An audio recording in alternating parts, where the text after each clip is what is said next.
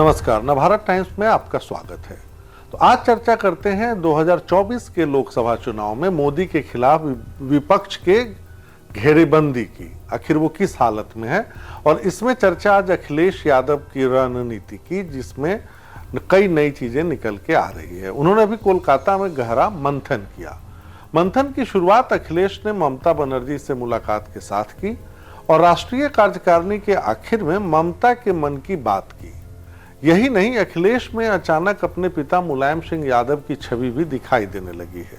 जहां तक political strategy की बात है, सपा नेता ने कांग्रेस के साथ किसी भी गठबंधन से इनकार किया है। अखिलेश यादव ने उन्होंने साफ कहा, कांग्रेस अपनी भूमिका तय करे, कांग्रेस राष्ट्रीय पार्टी है, हम लोग क्षेत्रीय पार्टी है। जब उनसे ये पूछा गया कि भाई संसद में कई बार तो आप कांग्रेस के साथ होते हैं, तो उनका ये कहना था कि किसी भी मुद्दे पे कांग्रेस के साथ आने का मतलब ये नहीं कि हम जमीन पर साथ आए। जमीन का मतलब यूपी, उनकी राजनीतिक सरजमी यूपी है। यानी अखिलेश को उस जमीनी हकीकत का पता चल गया जो राम मनोहर लोहिया के चेले नेताजी को पहले दिन से पता था, और नेताजी ये बात अखिलेश को बताते भी रहे। कांग्रेस से रिश्ता रखो लेकिन गठबंधन नहीं। इसी नीति पर मुलायम चलते रहे। 1967 में वो पहली बार विधायक बने तो कांग्रेस विरोध के कारण। लोहिया की संयुक्त सोशलिस्ट पार्टी के टिकट पर जसवंत नगर से उन्होंने जीत हासिल की थी।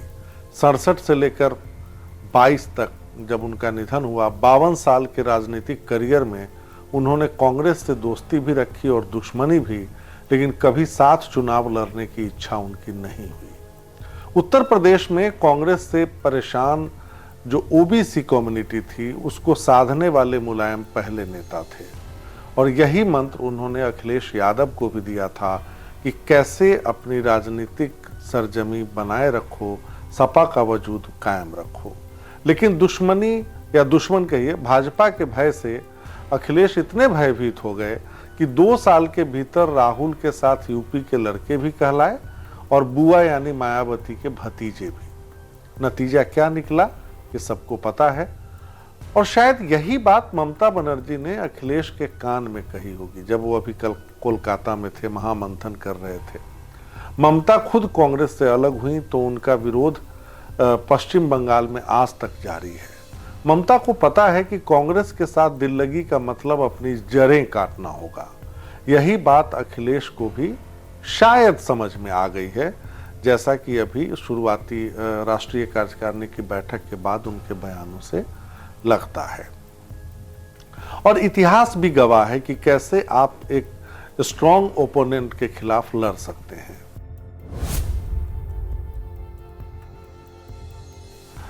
उन्नीस में जब जनता दल के नेता के तौर पर मुलायम सिंह यादव पहली बार यूपी के सीएम बने तो ये कांग्रेस के विरोध का ही नतीजा था, और केंद्र में वीपी सिंह की तरह यूपी में भी भारतीय जनता पार्टी ने उनकी सरकार को समर्थन दिया था। वो भाजपा जब मंदिर आंदोलन शुरू होने वाला था उससे ठीक पहले की कहानी है। जब 1990 के आखिर में जनता दल टूट गई तो मुलायम समाजवादी जनता दल में चले गए, जो चंद्रशेखर का गुट था।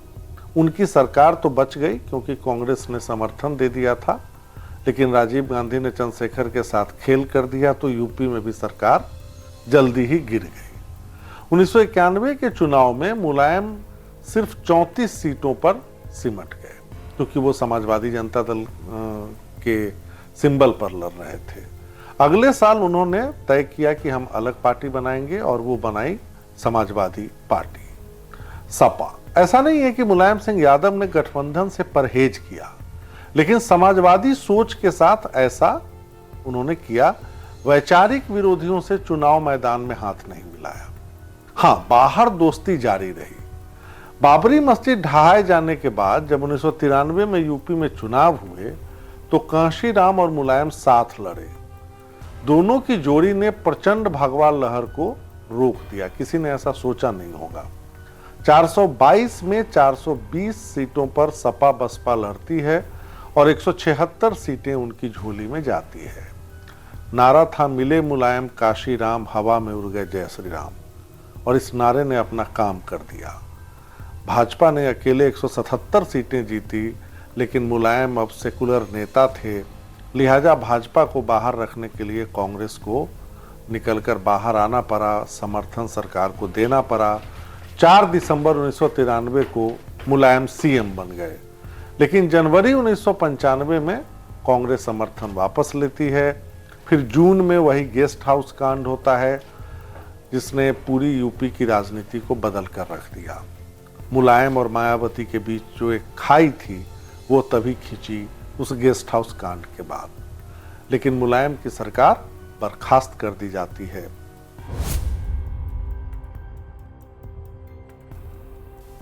अब इसके बाद क्या होता है? अब समझिए कि जो नेताजी का वोटर था और अखिलेश, उन दोनों में कैसा संबंध रहा। अब सवाल उठता है कि नेताजी का वोटर कौन था और अखिलेश ने उनके साथ कैसा बर्ताव किया।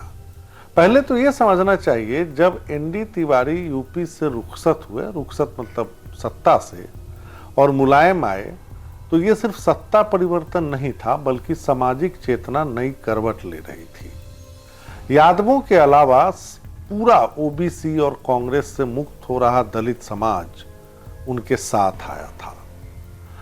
और जब उनका पहला कार्यकाल अगर देखें मुलायम सिंह यादव का, तो उन्होंने उसमें क्या किया? एससी, एसटी, ओबीसी के बच्चों के लिए कोचिंग स्कीम की शुरुआत की थी जो काफी पॉपुलर हुआ। फिर 93 में जब वो सत्ता में आए तो मंडल कमीशन की तर्ज पर ओबीसी रिजर्वेशन 15% से बढ़ाकर 27% किया। पंचायती राज में भी, जो त्रिस्तरीय पंचायती राज है, उसमें भी रिजर्वेशन वो उन्होंने लागू किया। और इस बीच तो मानो भाजपा पूरी तरीके से यूपी से बाहर हो गई थी, जिस यूपी के कारण, अयोध्या के कारण पूरे देश में छाई। 2003 से 2007 के बीच भी मुलायम ने सरकार चलाई और फिर मायावती ने दलित ब्राह्मण गठजोड़ से 2007 में प्रचंड बहुमत हासिल किया। फिर बारी अखिलेश की आई और 2012 में यूपी में नौजवान सीएम मिलता है, अखिलेश यादव सीएम बनते हैं। शिवपाल जरूर दरकिनार कर दिए जाते हैं, मुलायम परिवार में दुश्वारियां शुरू हो जाती हैं, ये सब किस्सा सबको पता है। लेकिन भाजपा कहीं सीन में 2012 तक नहीं थी। अखिलेश ने 2017 में लेकिन वो गलती की जिसका सबक उन्हें 2023 में मिला है। ऐसा लग रहा है कि वो अब सबक उन्होंने लिया है। अखिलेश यादव ने ताबड़तोड़ 2 साल में 2 ब्लंडर किए, यानी बहुत बड़ी गलती। मोदी लहर से परेशान होकर अखिलेश यादव ने 2017 के विधानसभा चुनाव में समाजवादियों के दुश्मन कांग्रेस के साथ गठबंधन का फैसला किया। और जब हम ये चर्चा कर रहे हैं तो बगल में आपको बार बार वो स्क्रीन दिख रही होगी जिसमें वोट परसेंटेज सपा का दिखाई देता है। 29 जनवरी के दिन यूपी के लड़कों राहुल गांधी और अखिलेश यादव, इनकी पहली साझा रैली थी। इसके कुछ घंटों बाद ही मुलायम ने इसे खारिज कर दिया और कहा कि वही समझौते के खिलाफ है, उनकी पार्टी खुद अपने बहुमत, अपने बूते हासिल कर सकती है। मुलायम ने क्षेत्रीय पार्टी के तौर पर यूपी में कांग्रेस को फटकने तक नहीं दिया, लेकिन केंद्र में वो पार्टी के हितों के मुताबिक पेश आते रहे। पार्टी के हितों के मुताबिक मतलब सपा का हित और अहित क्या है उसको देखकर वो केंद्र में फैसला करते थे। इसकी कुछ बानगी देखिए। ये वही मुलायम थे जिन्होंने 17 अप्रैल 1999 के दिन 1 वोट से वाजपेयी सरकार गिरने के बाद सोनिया के पीएम बनने के सपने पर पानी फेर दिया। वो पहले ऐसे नेता थे जिन्होंने सोनिया के विदेशी होने का मुद्दा गर्म किया। शरद पवार तो उसके बाद सामने आए, 1-2 महीने बाद, जब कांग्रेस की बैठक हुई और अंदरूनी टूट फूट हुई। और ये वही मुलायम थे जिन्होंने अपने 36 सांसदों के बूते 2008 में मनमोहन सिंह की सरकार बचाई थी। आप ये देखते रहिएगा जो स्क्रीन पे दिखा रहा हूं कि गठबंधन में रहते और न रहते सपा का वोट परसेंटेज कैसे बदलता है। अमेरिका से परमाणु डील के मुद्दे पर लेफ्ट ने तब समर्थन वापस लिया था और अखिलेश ने यही गलती 2019 में दोहराई जब उन्होंने मायावती के साथ गठबंधन किया। पार्टी 5 सीटों पर सिमट गई। यही गलती मतलब ये दूसरी गलती थी 2 साल में। अब 2024 में क्या होगा? 1 साल बचे हैं। विपक्षी एकता का आप देख रहे हैं कि जो महाप्रयास है वो कैसे अलग अलग धरों में बंटता हुआ नजर आ रहा है। और इसके मद्देनजर कोलकाता मंथन को देखें तो ऐसा लगता है कि देर तो हुई है पर वो दुरुस्त लौटे हैं अखिलेश यादव। मुलायम ने कांग्रेस विरोध और धर्मनिरपेक्षता को अपनी राजनीति की धुरी बनाई। इस मामले में वो लालू यादव से जरा हट कर रहे। लालू हमेशा कांग्रेस को साथ लेकर चलने की हिमायती रहे हैं और महागठबंधन के अगुवा भी रहे हैं। दूसरी ओर मुलायम को देखिए, चुनाव के बाद कांग्रेस के समर्थन से एचडी देवगौड़ा को पीएम भी बनवाते हैं। यही वो मुलायम है। 1996 में खुद मंत्री भी बनते हैं, लेकिन चुनाव से पहले गठबंधन नहीं करते हैं। यानी जिस थर्ड फ्रंट की चर्चा आज अखिलेश कर रहे हैं, पिता के नक्शे कदम, उस तरफ मैं इशारा कर रहा हूं।